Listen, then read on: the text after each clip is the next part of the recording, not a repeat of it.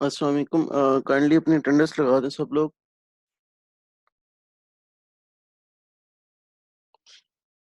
5 minutes में हम lecture start करते हैं।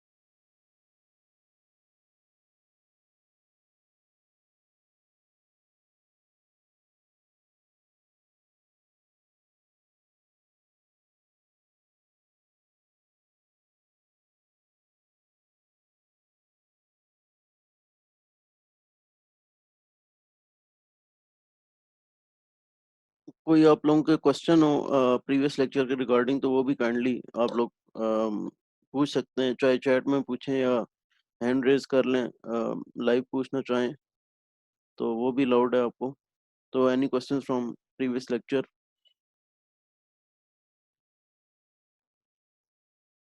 और काइंडली जो लोग रह गए हैं इस वीक के हमारे, वो खुद ही हाथ खड़ा कर दें फॉर टुडेज 1-to-1 सेशन। 2 लोग रह गए।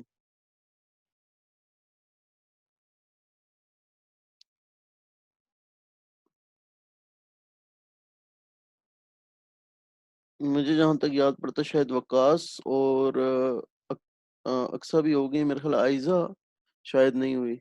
तो मुझे याद नहीं है। बहरहाल आप देख लें आपस में जो रह गए हैं, वो देख लें। अगर वकास हो गए तो शायद उसामा नहीं हुए। बहरहाल जो भी आप में से नहीं हुआ, अगर इंटरनेट फिर भी ये जो रह गए उनका इंटरनेट अच्छा नहीं है तो बाकी वो बता दें चैट में। बाकी कोई आ जाए, आज कोई मसला नहीं है इस तरह का। तो देख लें।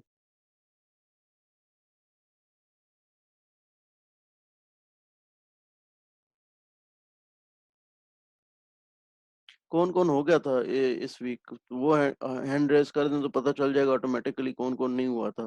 फिर अगर उनका इंटरनेट कनेक्शन अच्छा है तो ठीक है, वरना फिर मैं दूसरों को कॉल कर लूंगा। तो कौन कौन हो गया था इस वीक?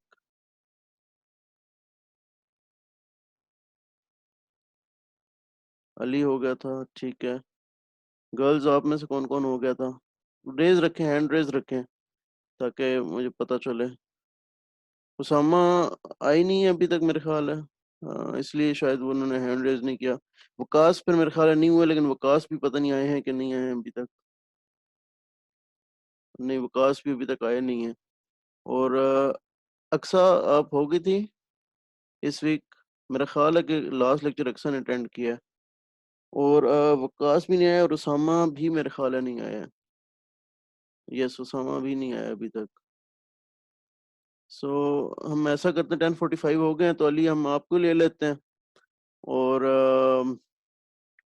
कि आज वैसे भी छुट्टियों से पहले एक लास्ट लेक्चर, छुट्टियां वैसे आप लोगों के लिए हुई हैं समझें, हमें तो छुट्टी का कहकर फिर काम पकड़ा दिए गए हैं।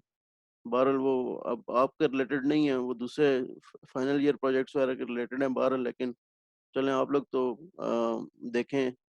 बहरहाल आप लोगों के ज़िम्मे भी थोड़ा सा काम लगाएंगे हम, जो एक आध है एक किस्म का। लेकिन चलें, फिर भी आप लोग थोड़ा रिलैक्स हो जाएंगे, क्लासेस नहीं हो रही होंगी। तो अली आप आ जाएं आज, क्योंकि 10:45 हो गए, हम लेक्चर स्टार्ट करते हैं। और अक्सर अगर आप आ सकें, क्योंकि बाकी दोनों मेरे ख्याल है, आयज़ा या उमैमा। आयज़ा आयज़ा नहीं आई हैं, और उमैमा उमैमा भी नहीं आई। अक्सर अगर आप आ सकें, या चलें हम अली के साथ ही आज का सेशन कर लेंगे अगर आपका इंटरनेट का इश्यू है तो। ठीक है अली, मैंने आपको अनम्यूट किया है और हम क्लास स्टार्ट करते हैं। अक्सा भी आ रही हैं, ठीक है। तो 2 स्टूडेंट हो जाएंगे, मुझे होगा कि चलो दोनों को, 2 को समझ आ गई है तो ज़्यादा 1-to-1 वो क्वेश्चन मेरे से कर लेंगे। थोड़ा सा आखिरी टॉपिक चैप्टर 4 का बनता है जो कि मैंने पढ़ाना है आपको। और इसकी भी 3 एग्जांपल वैसे गिवन है, लेकिन मैं 2 ही करा रहा हूँ। आई गेस के इनफ होंगी, क्योंकि इस प्रॉपर्टी को हम इतना रेफर ना करें। तो ये है द मल्टीप्लिकेशन प्रॉपर्टी, और ये समझ लें कि कन्वोल्यूशन की डुअल प्रॉपर्टी कह लें इसको है।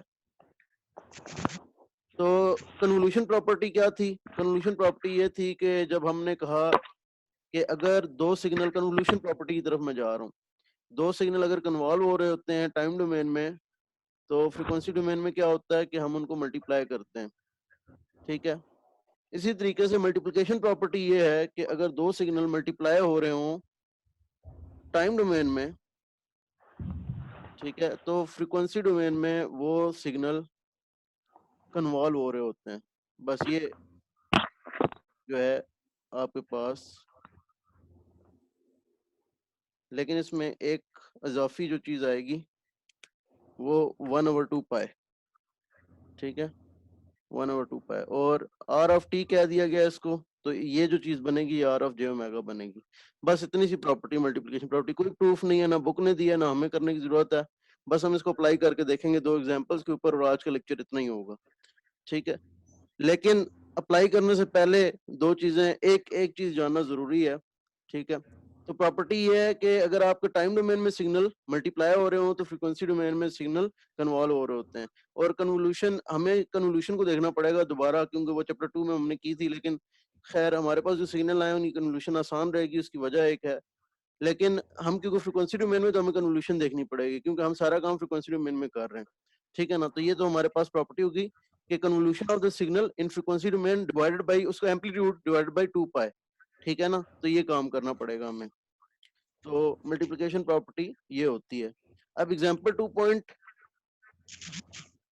4.21 पे जाने से पहले मैं आपसे एक चीज रिवाइज कराना चाहता हूँ, और वो ये है कि अगर हम किसी भी सिग्नल को, ठीक है ना, लेट्स से 0 -2 +3, किसी भी सिग्नल को डेल्टा ऑफ टी के साथ मल्टीप्लाई करते हैं, सॉरी कन्वॉल्व करते हैं, तो क्या आंसर आता है? ये हम लोगों ने मेमोरी लेस सिस्टम के साथ पढ़ा था कि के डेल्टा ऑफ टी, यानी कि इसका तो एम्पलीट्यूड 1 है ना, और इसको लेट्स से हाइट हम 1 कह देते हैं। अगर डेल्टा ऑफ टी के साथ कन्वॉल्व करते हैं तो क्या आंसर आता है? X of T convolve with delta of T, क्या आंसर आता है? अगर आपको याद है तो बता दें, नहीं याद है तो मैं फिर वो रिवीजन इसीलिए मैं करा रहा हूँ, क्योंकि ये चीज यूज होनी है अभी एग्जांपल्स में, तो मैंने कहा एक दफा रिवीजन करा दूं। तो x T convolve with delta T का आंसर हमेशा एक्स ऑफ टी खुद ही आता है, ठीक है। तो ये वाला ट्रायंगल जो है आपका एज इट इज आ जाएगा, -2 से 3 और 1 इसका एम्पलीट्यूड। लेकिन अगर के डेल्टा ऑफ टी, ये चीज मैंने कराई थी मेमोरी लेस सिस्टम की, जब प्रॉपर्टीज पढ़ रहे थे कन्वोल्यूशन की, तो मेमोरी लेस सिस्टम में हमारे पास एच ऑफ टी जो होता है वो के डेल्टा ऑफ टी होता है, ताकि सिर्फ h of t equal to not equal to 0 होता है for only t equal to 0, बाकी सब के लिए जो है ना h of t equal to 0 होता है for t not equal to 0, ठीक है ना। तो वो प्रॉपर्टी उस टाइम पे मेमोरी लेस के काम आई थी हमारे। अगर डेल्टा ऑफ टी का एम्पलीट्यूड आप स्केल कर देते हैं के से, तो फिर क्या होता है, यानी कि डेल्टा ऑफ टी के साथ आप कन्वॉल्व करें तो एक्स ऑफ टी के साथ भी आपका एम्पलीट्यूड के आ जाता है, के एक्स ऑफ टी। तो आपके पास जो ये हाइट है एक्स ऑफ टी की, वो आएगी तो सही, लेकिन हाइट सिर्फ के हो जाएगी, बाकी इस एम्पलीट्यूड पे कोई फर्क नहीं पड़ता, जहां 0 था वो वहीं पर रहेगा। अच्छा, ये तो तब है जब आप के डेल्टा ऑफ टी से मल्टीप्लाई करें, कन्वॉल्व करें, ठीक है। फिर हम ये कहते हैं कि अगर के डेल्टा ऑफ टी से कन्वॉल्व ना करें हम लोग, बल्कि हम ये delta of t minus t not से कन्वॉल्व करें, ठीक है। ये मैं क्यों करा रहा हूँ सारे, ये भी आपको समझ आएगी। हम के delta of t minus t not से कन्वॉल्व करें, तो के तो इसका एम्पलीट्यूड हो गया, और ये इम्पल्स कहाँ है, टी नॉट। फिर इस पे क्या फर्क पड़ेगा, यानी कि इम्पल्स 0 पर नहीं है, तो हम चाह रहे हैं कि x of t convolved with delta of, not delta, के times delta of t minus t not. तो फिर इसमें दो चेंजेस आएंगी। पहला चेंज ये आएगा कि हाइट के होगी, दैट इज इट, लेकिन जो इसका सिग्नल होगा उसका सेंटर शिफ्ट हो जाएगा टी नॉट पर, तो ये हो जाएगा टी नॉट +3 और ये हो जाएगा टी नॉट -2। तो ये इंपॉर्टेंट पॉइंट ध्यान में रखने का कि सिग्नल वैसे ही आता है, एग्जैक्ट रिवर्स भी नहीं आ रहा, ये भी ध्यान में रखें, फ्लिप्ड वर्जन नहीं आएगा, एग्जैक्ट वही वर्जन आएगा, ठीक है ना। लेकिन और ये अगर आप प्रॉपर कन्वोल्यूशन के मेथड से करना चाहते हैं, स्लाइड करके आप बेशक बी माई गेस्ट आप कर लें, आपके पास आंसर सेम आएगा, ठीक है ना। उस काम के लिए आपको मैं ज्यादा प्रेफरेबल कहूंगा कि आप एक्स ऑफ एन एक लें और एक delta of n minus n naught लें, आपके जहन में कॉन्सेप्ट क्लियर हो जाएगा कि रिवर्स वर्जन नहीं आना चाहिए, यही वर्जन आना चाहिए। तो होता क्या है कि जब आप एक शिफ्टेड टाइम शिफ्टेड पल्स के साथ मल्टीप्लाई अपना सिग्नल कन्वॉल्व करते हैं तो आपके पास वो सिग्नल का सेंटर जो है वो शिफ्ट हो जाता है टू दैट जहां पर इंपल्स होती है आपकी, ठीक है ना। तो delta of t minus t not में क्या होगा कि उसकी हाइट कैसे मल्टीप्लाई हो जाएगी और टी नॉट आपके पास टी नॉट पे सेंटर शिफ्ट हो जाएगा उसका। और यही अगर मैं टी प्लस टी नॉट के साथ कर दूं तो आपकी इंपल्स माइनस टी नॉट पर होगी ऑब्वियसली, और आपकी जो हाइट है जो जो हाइट तो सेम रहेगी लेकिन आपका जो सेंटर है वो माइनस टी नॉट पे चला जाएगा, बस इतना सा फर्क होगा, ठीक है। इस माइनस को मैं हाईलाइट करता हूँ विद ग्रीन ताकि आपको आसानी रहे, ठीक है। Minus t not minus t not minus t not plus 3 minus t not plus 3। तो ये आपके पास जब आप x T minus t not बनता है या x plus T not T plus T not बनता है। तो बातें समझ आ गई, मैं दोबारा एक दफा समरी करता हूँ। अगर आप इम्पल्स से किसी यूनिट इम्पल्स से किसी सिग्नल को कन्वॉल्व करते हैं तो वो सिग्नल वैसे ही वापस आ जाता है जैसा वो होता है, और हाइट जो है वो उसकी इंपल्स वाली हाइट होती है। अगर इंपल्स 1 थी हाइट, यूनिट इंपल्स की 1 थी हाइट, तो कन्वॉल्व होकर सिग्नल की हाइट 1 रहेगी। अगर उसकी कोई हाइट थी के हाइट थी तो वो के आ जाती है उसी की हाइट, यानी कि मल्टीप्लाई हो जाती है हाइट्स आपस में। यानी कि अगर ये इसकी हाइट 2 थी ना, इसकी हाइट 2 थी ऑलरेडी, तो ये 2 की हाइट हो जाएगी, हाइट आपस में मल्टीप्लाई हो जाएंगी, ठीक है ना। अच्छा, अगर आपका सिग्नल इंपल्स सिग्नल शिफ्टेड होगा टी माइनस टी नॉट पर होगा तो आपका जो कन्वोल्यूशन के बाद आपका ओरिजिनल सिग्नल जो है जो कि 0 के राउंड था वो भी शिफ्ट होकर टी नॉट के राउंड चला जाएगा। इसी तरह के अगर नेगेटिव शिफ्ट होगा यानी कि माइनस टी नॉट पर सिग्नल होगा तो आपका जो सिग्नल है वो कन्वॉल्व होने के बाद वो भी शिफ्ट हो जाएगा माइनस टी नॉट पर। अब हम आते हैं अपने आज की एग्जांपल 4.21 और 4.22 पर, ठीक है ना। वो इसकी जरूरत क्यों पड़ी है वो भी आपको समझ आ जाएगी। तो एग्जांपल 4.21 पर आए, इसमें हमें एक सिग्नल दिया हुआ और दूसरा हमें कॉज ऑफ टी गिवन है, और हमें कहा गया कि हमने टाइम डोमेन में कॉज ऑफ टी के साथ मल्टीप्लिकेशन की है। पी ऑफ टी हमें गिवन है cause of omega naught T, और इसका आपको फ्रीक्वेंसी ट्रांसफॉर्म पता है एस, यानी कि पी ऑफ जे ओमेगा आपको पता है कि इसका क्या निकलता है, ठीक है ना, वो मैं आपको याद करा दूंगा। और एस ऑफ जे ओमेगा हमें गिवन है एज प्रोवाइडेड, और हमें आर ऑफ टी फाइंड करना which is s of t multiply by p of t, ठीक है ना। फाइंड करना है या r of J omega find करना, ठीक है ना। तो आर ऑफ जे ओमेगा क्या होगा, r of J omega will be 1/2 pi S of J omega convolve with P of J omega, और ये याद रखेंगे कन्वोल्यूशन इज कम्यूटेटिव, तो P of J omega convolve with s of J omega is same as s of J omega convolve with P of J omega, तो इसमें कोई फर्क नहीं पड़ता, ठीक है ना। तो हम लोग कर रहे हैं S of J omega convolve with P of J omega. तो P of S of J omega तो मैं प्रोवाइडेड सिग्नल, वो सिग्नल मैं बना देता हूँ। एस ऑफ जे ओमेगा हमें सिग्नल जो है वो एक ये अजीब सा, इसके सबसे जो करीब तरीन शेप मेरे जहन में आती है वो कायदे आज़म का मिज़ार आता है, ठीक है ना। इस तरह का एक आउटलाइन होती है, ये आउटलाइन गिवन है एस ऑफ जे ओमेगा की हमें, और उसकी हाइट गिवन है ए, या ये हाइट मुझे कंफर्म करना है क्योंकि मैं नोट्स में नहीं लिख सका, आई गेस ए ही है इसकी हाइट, 4.21, यस इसकी हाइट है ए। तो ए हाइट, टोटल हाइट ए है, ठीक है। अच्छा, कॉज ओमेगा नॉट टी के साथ ये एस जे ओमेगा है, इसका एस ऑफ टी जो है वो पी ऑफ टी के साथ मल्टीप्लाई किया जा रहा है इन टाइम डोमेन, तो पी ऑफ जे ओमेगा के साथ इसको हम कन्वॉल्व करेंगे।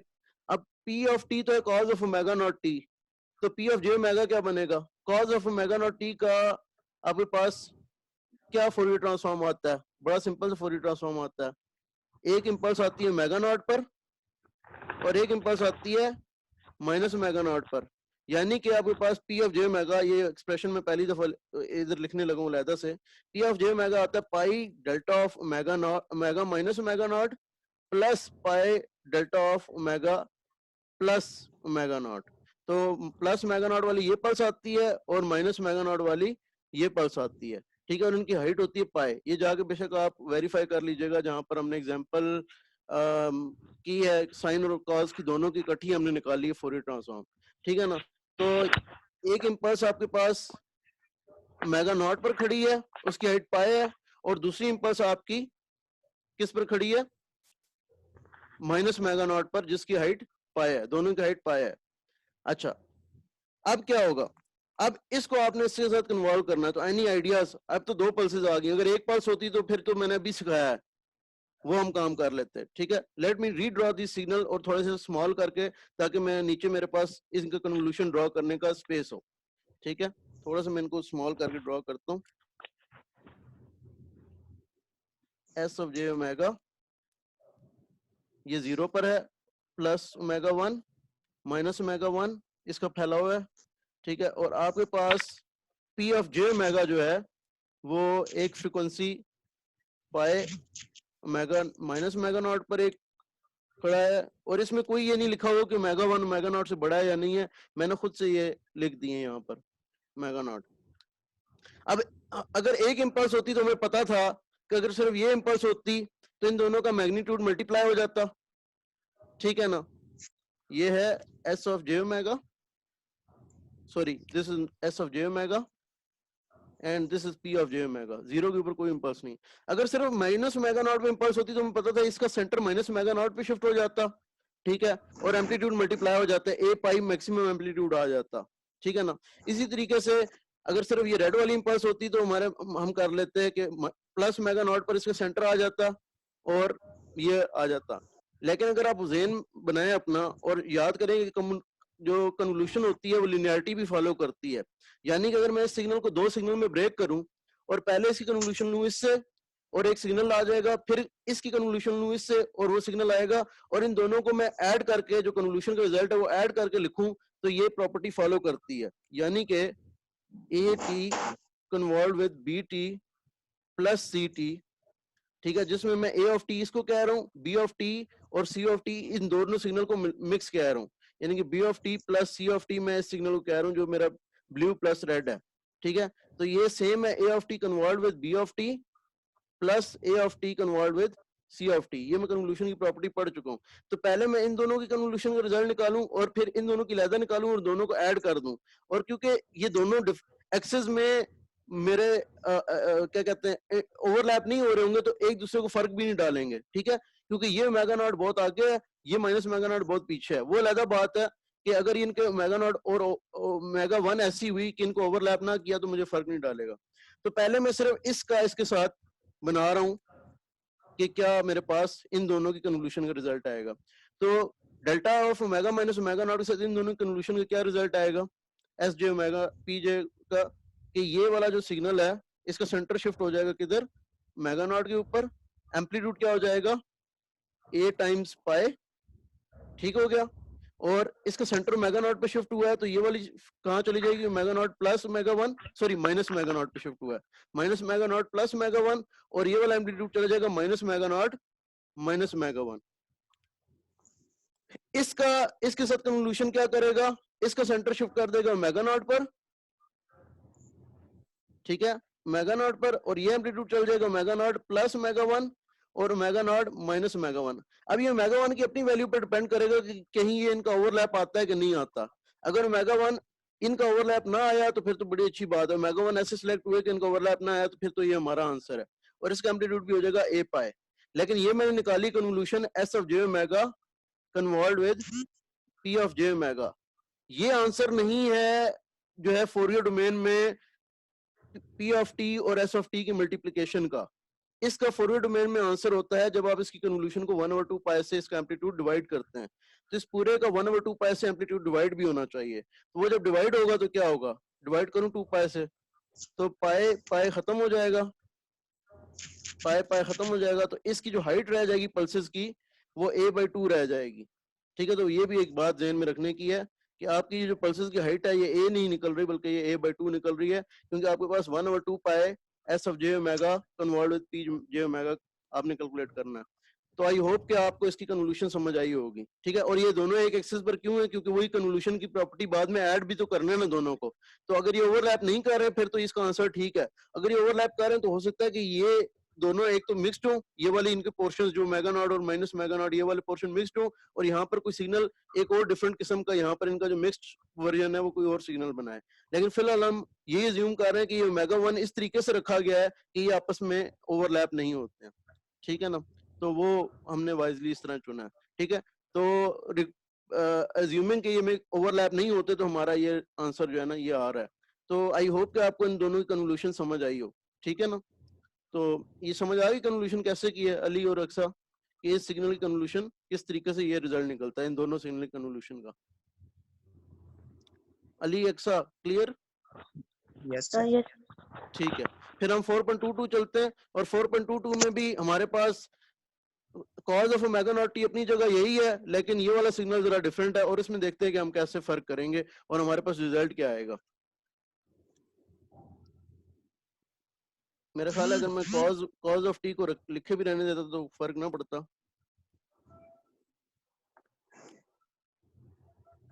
4.22 आर ऑफ टी यानी कि आर ऑफ जे ओमेगा हमें गिवन है, ठीक है, और एस ऑफ टी या P of T is again cause of T, तो इसका पी ऑफ जे ओमेगा अभी हमने देखा है, cause not cause of T, cause of omega naught T, ठीक है। तो इसका तो हमने अभी पी ऑफ जे ओमेगा देखा ही है कैसा था, ठीक है, और हमें अगेन वही S of J omega calculate करना है, ठीक है ना। तो गौर करें, अच्छा आर ऑफ जे ओमेगा मैं बना देता हूँ, बाकी तो ऑब्वियसली हमें, अच्छा इसमें जो आपकी जो पल्सेस है ना दोनों, अगेन वो वही शेप है, ठीक है, लेकिन जो पल्सेस हैं वो ओमेगा नॉट पर ऑलरेडी हैं, माइनस ओमेगा नॉट और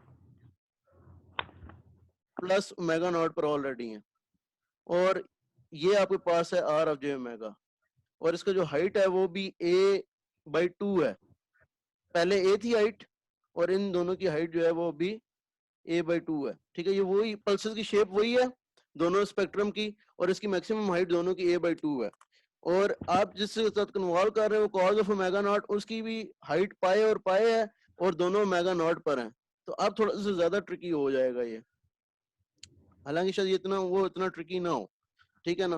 बहरहाल तो इसके लिए मैं दो सिग्नल बनाऊंगा, let me do green one for this, ताकि हम ओमेगा नॉट, तो पहले मैं माइनस ओमेगा नॉट के साथ इसको कन्वॉल्व करता हूँ, ठीक है, तो क्या होगा, माइनस ओमेगा नॉट पे सेंटर आ जाएगा इसका, ठीक है ना, और बाकी सिग्नल आ जाएगा वैसे के वैसे, ठीक है। तो रेड वाला मैं ऊपर ड्रॉ करने लगा हूँ, ग्रीन वाला मैं नीचे ड्रॉ करूंगा, और फिर दोनों को ऐड करूंगा, ठीक है ना।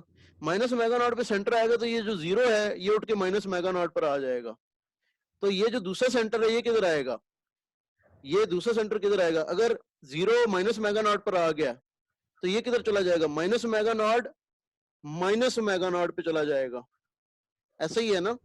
अगर ये zero centre minus omega naught पे उठ के आएगा तो ये minus omega naught minus omega naught पे चला जाएगा, which is what, -2 omega naught, तो ये आपके पास -2 ओमेगा नॉट पर उठ के आ जाएगा, और इसकी हाइट क्या हो जाएगी, a/2 इंटू पाए, ठीक है, एंड रिमेंबर वो 1/2 पाए भी मल्टीप्लाई होना है सबके साथ, चलो वो हम एंड पे कर देंगे, और दूसरी पल्स कहां पर आएगी, वो minus omega naught plus omega naught पर आएगी, तो minus omega naught plus omega naught क्या बन गया, जीरो, जीरो के ऊपर वो पल्स आ जाएगी, तो वो जीरो पर आ जाएगी पल्स, ठीक है ना, जीरो पर। अब ग्रीन वाली ड्रॉ करते हैं, ग्रीन वाला देखें किधर आएगा, ग्रीन वाला ओमेगा नॉट सेंटर हो गया, तो जीरो जो है वो ओमेगा नॉट पर आ गया, ठीक है। ये वाली पल्स किधर चलेगी, omega naught plus omega naught पर, तो ये किधर चलेगी, 2 ओमेगा नॉट पर, अच्छा इसकी हाइट भी a/2 पाई ही रही है, ठीक है ना, a/2 पाई ही रही है इसकी हाइट भी, ठीक है। ये मुझे जैसे बुक से कंफर्म करना है, a/2 की बजाय शायद इसकी हाइट a हो, तो एक मिस्टेक एंड तक वो ट्रांसफर हो जाएगी, लेट मी, नहीं हाँ ठीक है, इसकी हाइट a/2 ही है, ठीक है, a/2 पाए, इसकी हाइट a/2 पाए, ठीक है। अच्छा ये 2 ओमेगा नॉट पे चला गया, और ये ओमेगा नॉट के साथ जब इसको कन्वॉल्व करेंगे तो सेंटर तो ओमेगा नॉट पे आ गया, ये वाला किस पे आएगा, omega naught minus omega naught किस पे, ये जीरो पर, ये भी एक पल्स अपनी रखेगा, ठीक है, और इसकी हाइट भी a/2 पाए होगी। अब इन दोनों को ऐड करें, क्योंकि ये एक ही एक्सिस पर थे ना, हमने इनको सिर्फ सेपरेट इसलिए किया था ताकि हम कन्वोल्यूशन अलग निकाल कर फिर इन दोनों की कन्वोल्यूशन का रिजल्ट को ऐड करेंगे बाद में, तो इन दोनों कन्वोल्यूशन के रिजल्ट को जब आप ऐड करेंगे तो आपको पता लगेगा कि 2 ओमेगा नॉट के ऊपर तो ये ग्रीन वाला इस तरह एज इट इज आ जाएगा, ठीक है। इसकी हाइट हो जाएगी a/2 पाई 2 मेगा नॉट पे, लेकिन ये जो हाइट्स हैं ये आपस में ऐड होकर क्या बन जाएंगी, a/2 पाई प्लस a/2 पाई क्या बन जाएगा सिग्नल की, क्योंकि शेप तो सेम है इसलिए ये हाइट क्या बन जाएगी, a/2 पाई प्लस a/2 पाई क्या बन जाएगा, ए पाई ए पाई बन जाएगा। तो ये हाइट में भी बड़ा हो जाएगा। तो मैं ये ऊपर वाला सिग्नल यहाँ से हटा रहा हूँ ताकि मैं इसकी हाइट भी बढ़ा सकूं। तो ये सिग्नल हो जाएगा मिक्स्ड रेड और ग्रीन, इसमें रेड और ग्रीन दोनों की कंट्रीब्यूशन होगी। तो मैं रेड इस तरह बनाता हूँ और ग्रीन की कंट्रीब्यूशन लेट से आपको मैं इस तरह वाजे कर देता हूँ, और इसकी जो हाइट बन जाएगी वो ए पाई बन जाएगी। और अभी ये सिर्फ कन्वोल्यूशन आई है, इस कन्वोल्यूशन को आपने एक और काम करना है। अभी आप मल्टीप्लाई कर रहे थे फ्रीक्वेंसी टाइम डोमेन में, तो फ्रीक्वेंसी डोमेन में क्या होता है, एक तो कन्वोल्यूशन होती है, दूसरा 1/2 पाई भी होता है। तो इन सारे एम्पलीट्यूड को 1/2 पाई से आपने डिवाइड भी करना है। तो 2 pi by 2 pi by 2 pi, pi pi cancel हो जाएंगे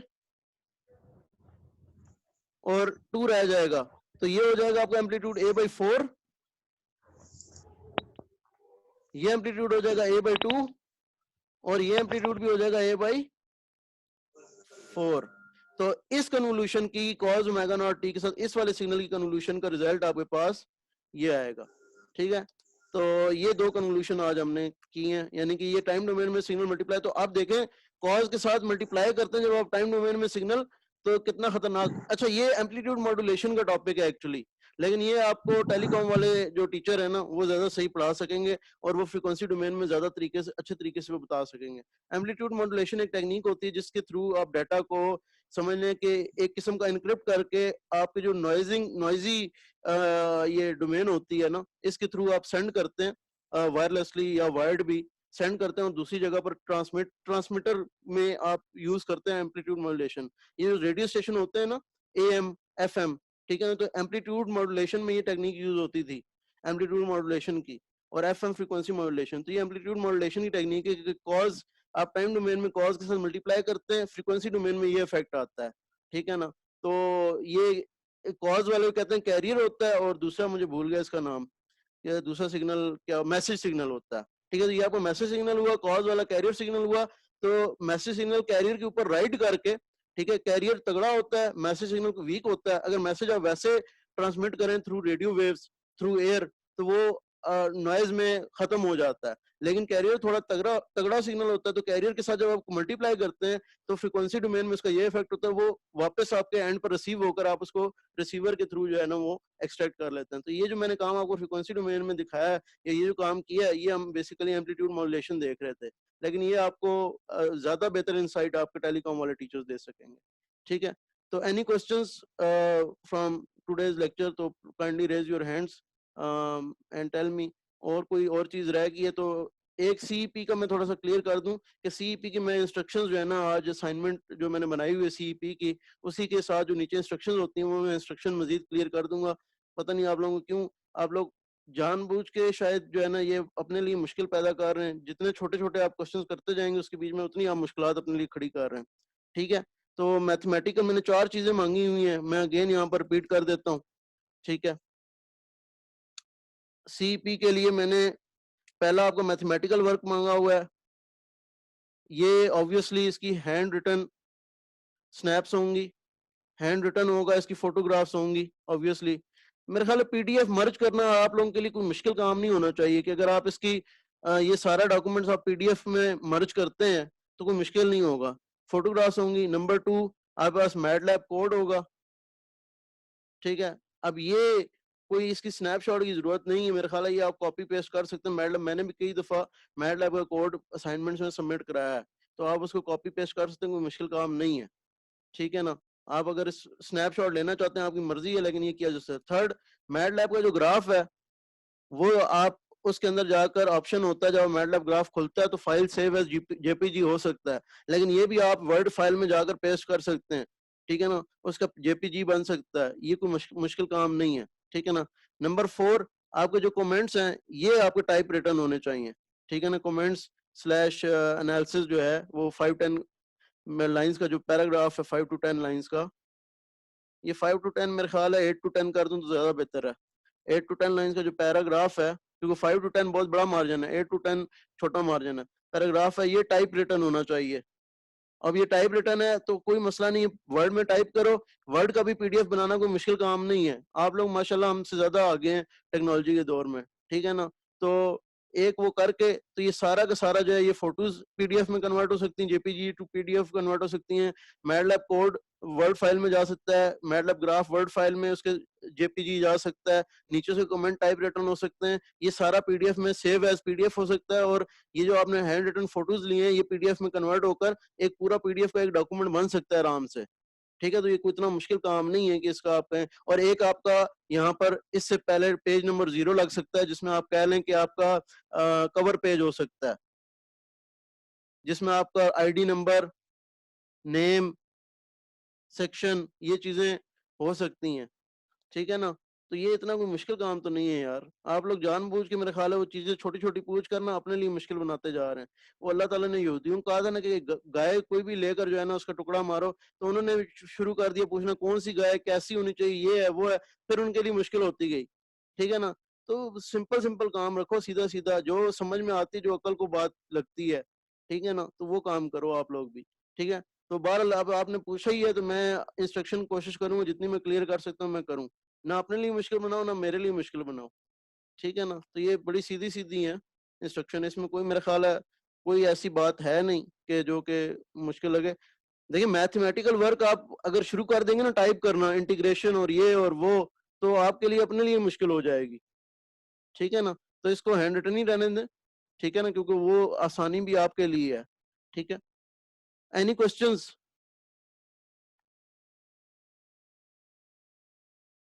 बाकी ये है कि मैं अब कोई और हिंट्स नहीं दूंगा सीईपी के रिगार्डिंग। जितनी हिंट्स देनी थी मैंने ओपनली मैंने दे दी, सबको मैंने दी हैं, ठीक है ना।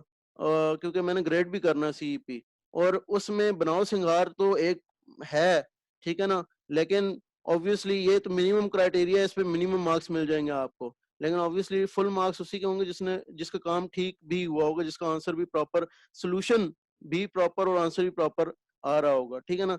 ये अब उसके बाद ये कोई क्लेम नहीं कर सकता कि जिसका आंसर गलत है, ठीक है, और सही तरीके से, ये नहीं कि आंसर ठीक आ गया और पीछे जो है ना कोई गलती की हुई थी, तो ये तो अब मतलब 2 नंबरी करने वाली बात है, ठीक है ना। तो ये कोई नहीं कह सकता कि अच्छा आंसर ठीक आ गया, पता नहीं कैसे आ गया, मुझे खुद नहीं पता चला, ठीक है ना। और उसमें वो एक चीज जो है ना नजर आ रही है वो गलत है, अब पता नहीं आंसर कैसे ठीक आया हुआ है, ठीक है ना। तो ये काम नहीं चलेगा, ठीक है। तो आंसर भी ठीक होना चाहिए और सोल्यूशन वाकई ठीक आया होना चाहिए, उसके ऊपर ठीक कोड ग्राफ आ रहा हो, ठीक है ना, फिर जाके जो है ना मार्क्स बनते हैं, ठीक है ना।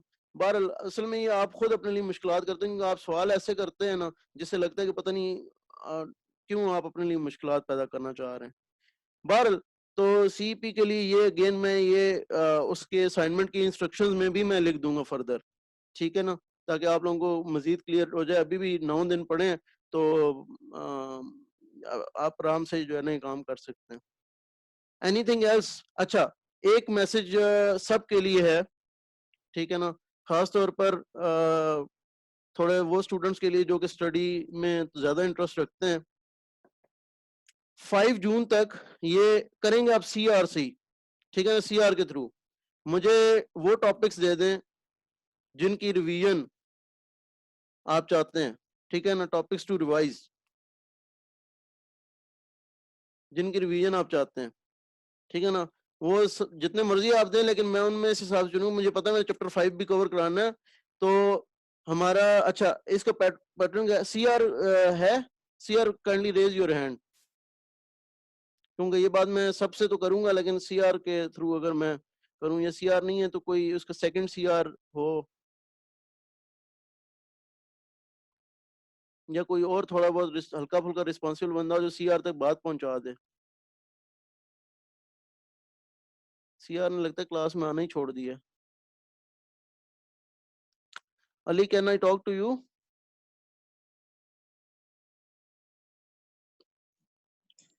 Yes Ali, sir. हाँ अच्छा। इस तरह है कि जो अभी प्लान बना है ना वो ये है कि 19 जून तक आप लोगों की क्लासेस खत्म हो चुकी हैं, मतलब ऑनलाइन टीचिंग सीज है। जो आपका पर्सपेक्टिव है, ठीक है ना? हमें तो जो काम करने हैं वो हमने करने हैं इस दौरान, हमें उस तरह छुट्टी नहीं जिस तरह आप लोगों को छुट्टी है, ठीक है ना? तो 19 जून तक क्लासेस सीज हैं। 5 जून तक आप लोगों ने ये करना है कि वो टॉपिक्स जो रिवाइज करने हैं सीआर के थ्रू, ठीक है ना? आप जो पढ़ने वाले स्टूडेंट्स हैं, बेहतर ये है कि वो जो दूसरे भी हैं, एवरेज स्टूडेंट में कोई मसला नहीं है, क्योंकि अगर एक वैसे तो बेहतर ये है कि एवरेज क्लास बताए, क्योंकि पढ़ने वाले स्टूडेंट को तो सब कुछ समझ आ रही होगी, ठीक है ना? ज़्यादातर चीज़ें उनको समझ आ रही होंगी। तो आप सीआर के थ्रू एक लिस्ट जो है ना वो टॉपिक्स की, ठीक है ना? चीधा-चीधा टॉपिक्स की, मोटे-मोटे टॉपिक्स की वो बताएँ, ठीक है ना? उसमें से जी, मैं कुछ टॉपिक्स लूँगा। अच्छा, मुझे तकरीबन 1 एंड हाफ वीक्स यानी कि समझ लें 5 लेक्चर्स।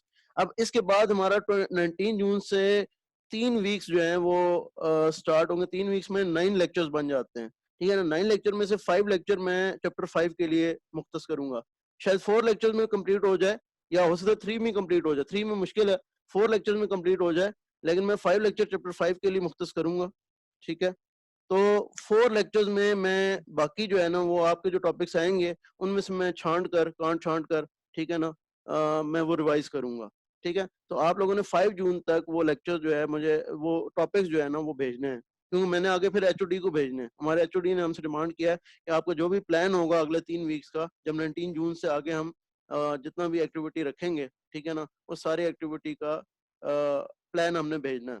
तो चैप्टर 5 का स्टार्टिंग पोर्शन, और ये इंपॉर्टेंट इसलिए प्रॉपर्टीज मैं नहीं कराऊंगा चैप्टर 5 में, तो वो प्रॉपर्टीज आप लोगों को खुद बाद में फिर देखनी पड़ेंगी, वो भी टेबल वगैरह सब कुछ है। उसकी प्रॉपर्टीज तकरीबन तकरीबन सिमिलर है to continuous time Fourier transform, लेकिन बस ये फर्क है कि हम डिस्क्रीट कॉन्टिन्यूस टाइम में एक्स ऑफ जे ओमेगा बुलाते हैं, डिस्क्रीट टाइम में x of e j omega बुलाना पड़ता है, एक्सपोनेंशियल ऑफ जे ओमेगा। तो बहरहाल वो प्रॉपर्टीज मैं आप लोगों के लिए छोड़ूंगा, ठीक है ना? लेकिन मैं आप लोगों को डिस्क्रीट टाइम का फोरियर ट्रांसफॉर्म निकालते कैसे वो मैं आपको आइडिया दे दूंगा, क्योंकि डीएसपी में आपका यूज होता है वो, ठीक है ना?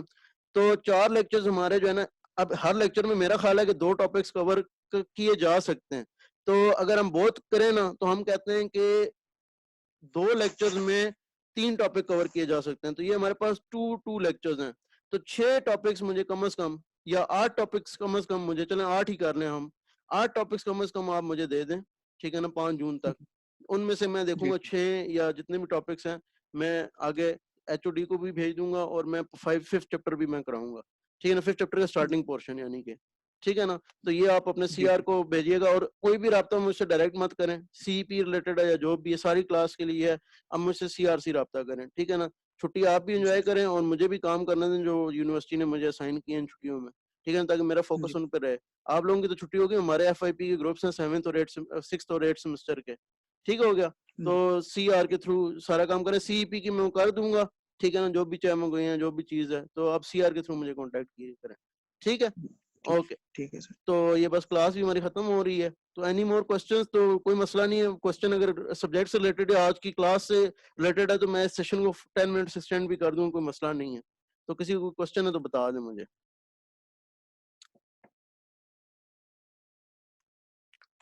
चलें ठीक है भाई, फिर अगर कोई क्वेश्चन नहीं है तो छुट्टी एन्जॉय करें आप लोग। लेकिन साथ मुझे 5 जून तक टॉपिक्स ज़रूर भिजवा दें। मैं सीआर को भी खुद भी एक दफ़ा मैसेज कर दूँगा कि 5 जून को मुझे टॉपिक्स भेज दें, 5 जून तक।